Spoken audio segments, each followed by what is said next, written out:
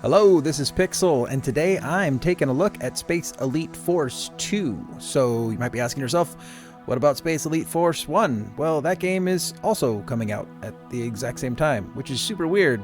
Well, it's not super weird. What happened is both these games came out to Steam. They're available on PC, have been for a while now, but these games are now being ported over to Switch. So I nabbed a copy of this to take a look and show everybody. Let's go ahead and jump into the settings and see what we have. We have English. We have controller settings. Let's see what you can do. See what you can change here. So I have been playing this. You can just reassign it completely. That's pretty sweet. Oh, and you can go player 2. There's a co-op mode, my understanding. I have not done the co-op mode, and I probably won't be showing the co-op mode up. Showing off? Up? Why did I say up? Off. So I'm not going to show it off.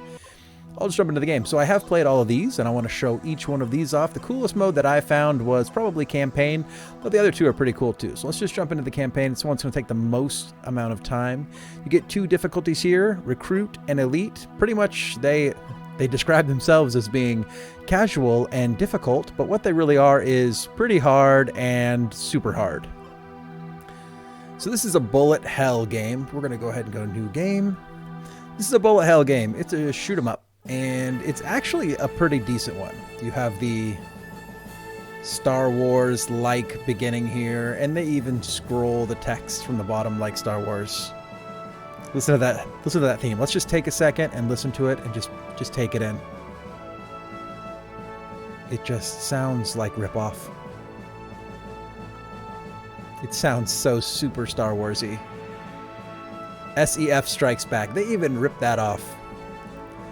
It's tongue-in-cheek. They're doing a funny thing here, and, you know, I think it's endearing. It's fine. It's fine.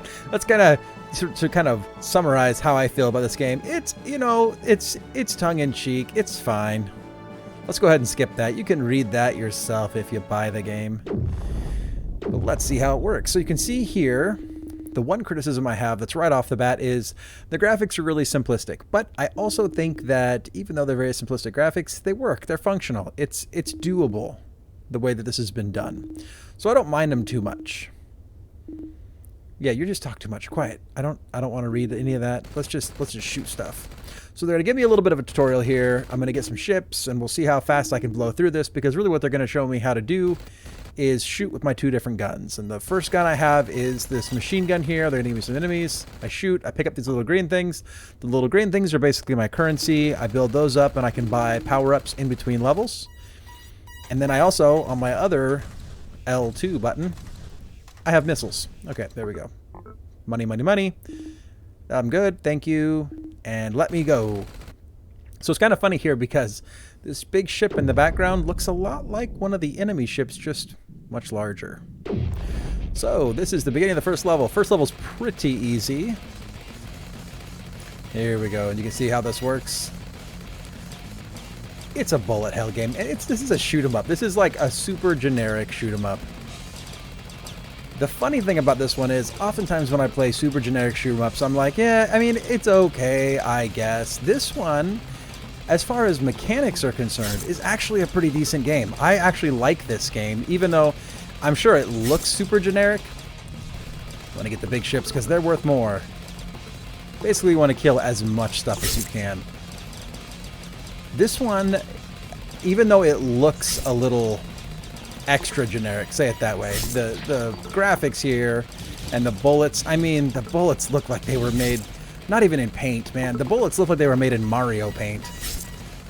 But I would say, even though the game's graphics are not on the awesome side, the mechanics overall are.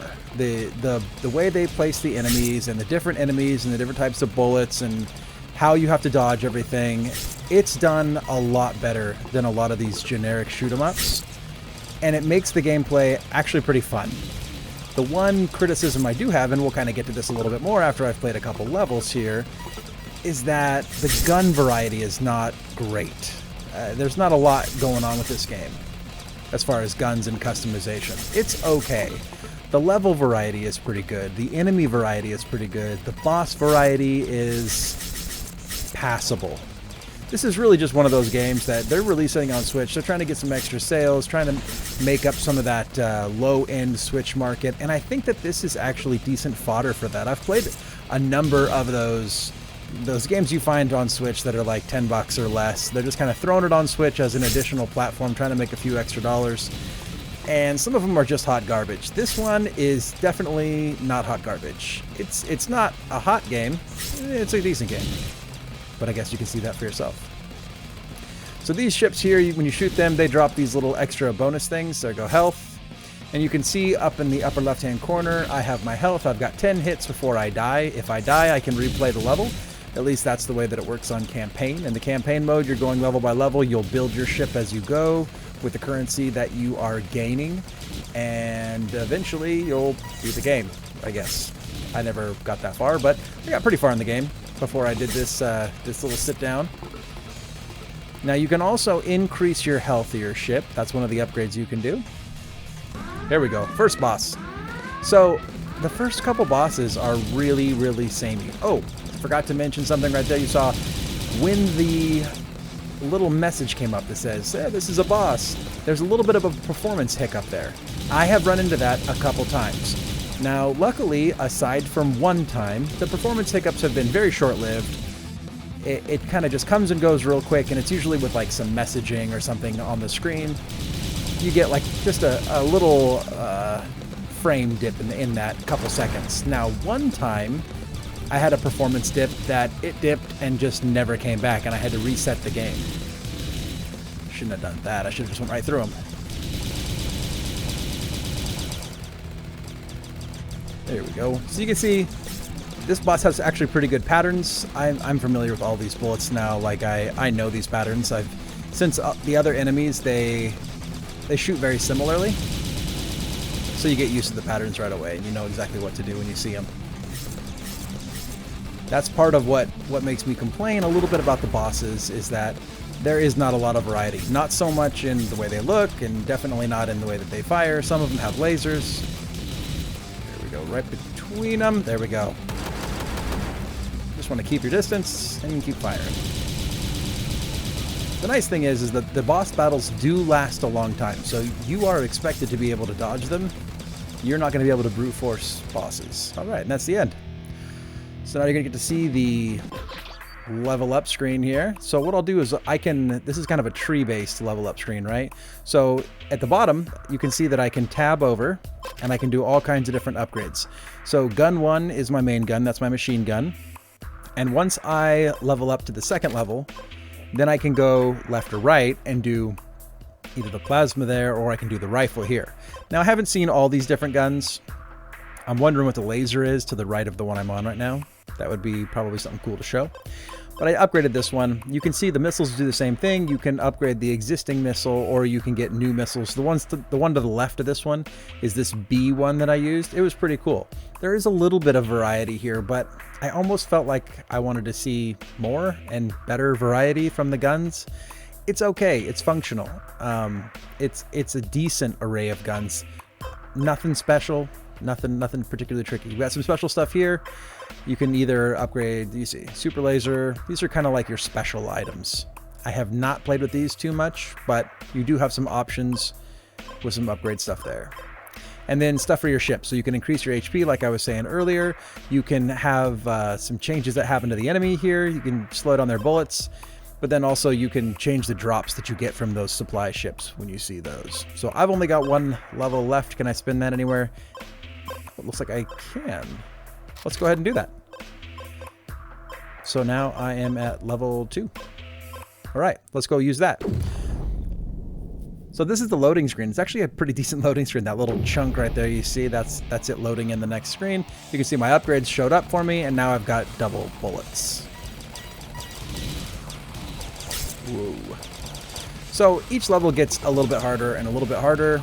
I found that if you choose the right upgrades, it makes the levels a little bit easier. I was in this particular predicament the first time I went through the game, where I chose the double gun, and then I ended up taking a few hits just like that.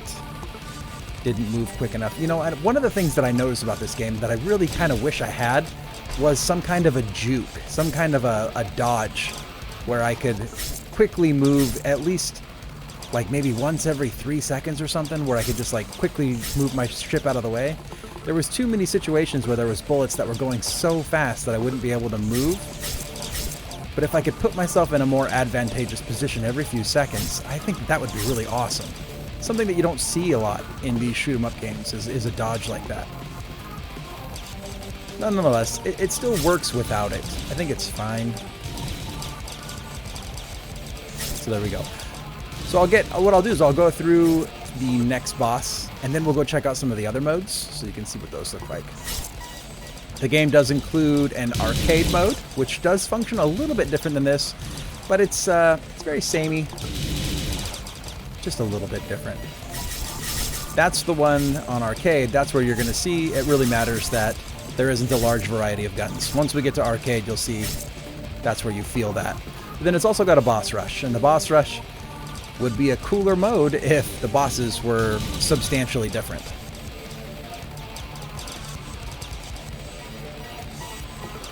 I like what they do where, whoa, so that's what I'm talking about right there. Patterns like that are really great design. So whoever was doing the enemy placement and the enemy firings and just the patterns of what bullets you're going to have to go around, they did a bang-up job. That's what's really well implemented here. The graphics are fine. I mean, clearly they didn't have anyone that was, you know, a professional artist, or at least wasn't at the beginning of making these games, and so they just worked with what they had, and I think in that way it was functional. But it's nothing to write home about. I'm probably saying the same thing over and over again. Oh, damn.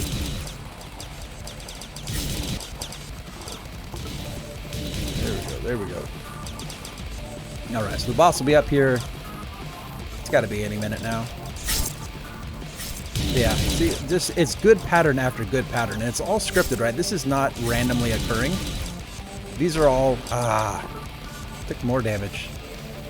These are not, random occurrences. These are all pre-programmed and well thought out, I think. The patterns are just amazing. I really wish that my missiles were more useful out of the gate. They're not particularly useful in the normal game. They're really only useful against bosses. That is until you upgrade your missiles, and at that point, once your missiles have been upgraded, they feel much more substantial. There you go. There's that performance issue I'm talking about. Dropping some frames. So, you can see, not a big difference in what the boss looks like. Oh, took some damage. Knew I was going to get myself in trouble there.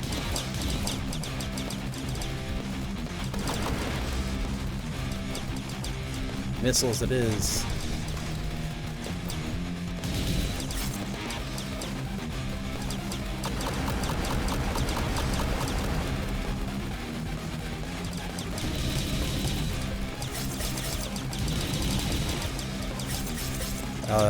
How about that? That took a little concentration. Knowing exactly what path to go on there. But you can see, yeah, very samey. I mean, the boss looks a lot the same. The bosses in the future that I've run into, I've played, 5, 6 bosses, something like that. They all looked about the same. They all played about the same. A lot of similar patterns, just more bullets, stronger bullets. Like, I think the next boss does the same thing with the missiles. They just use more missiles. Like, they shoot 4 by default or something along those lines.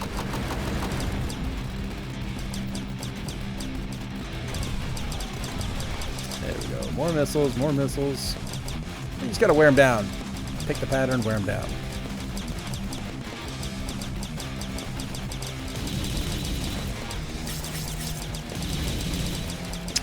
And he's done. So that's it. That's the first 2 levels. Not too crazy. Not too crazy at all. If you're looking for a shooter, this is not a bad way to go. Let's go take a look at some of the other modes here. So from what I saw, the first game looks a lot like this game. I'm not sure what this game has that one doesn't, but let's go ahead and go to play, and then I'll show you what arcade does. This will be a very short demo of the arcade mode. So the arcade mode, the real big difference is how you start the game. Here you get to start with 26 points. You can see that up in the center at the top. And then you can just upgrade your ship as you see fit. So you can kind of custom build a ship, right? I can say, I want to go that way and that way. Let's go laser all the way. So let's just see what that does. And then we'll build a ship that, let's see what some of these do. Increases the duration of each item, increases each enemy's chance to spawn more orbs. So more upgrades. That's kind of cool. Let's go take a look at these missiles here. We have the ones that behave like bees. There you go. You have space mines, and then you have laser drones. Let's go laser drone all the way. All right, let's just call it a day. Let's look what that looks like. So then in arcade, you kind of go level by level, but you've picked your ship all together. That is looking pretty devastating right there. Oh, that's insanity. But I can't shoot now. What is going on? The laser has like a crazy recharge. Oh, as you hold the laser down, it decharges. So you have only so much, and then you have to let it cool. That's a cool mechanic. That's something that I haven't seen yet. Something that I welcome that as an addition. That's kind of cool because it brings a little bit of variety in the guns. That's kind of cool.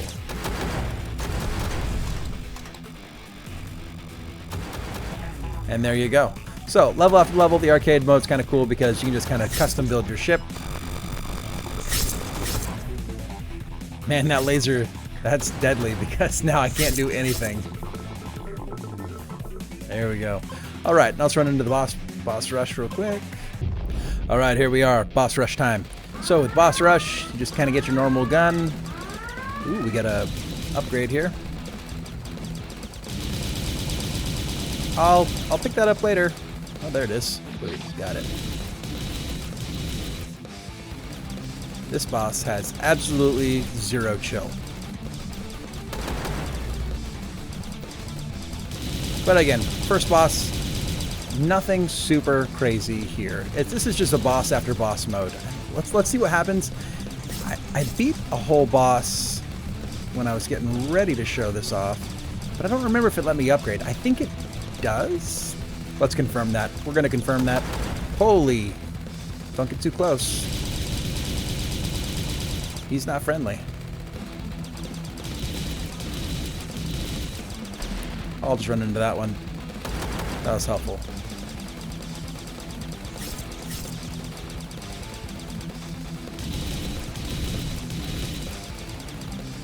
There we go. And he's done. So here you got a timer at the upper right hand corner. You get health, you get an upgrade, and you do get to upgrade. That's what I thought.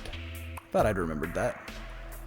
Oh, that's weird. I couldn't move my icon around. Must be a little bug there. But I can move it now, so we're good. And then you go to the next level, right into the next boss. So this is a cool mode to be able to go boss after boss and just see the bosses, get upgrades, and keep going. It's at least... Whoop, wasn't watching.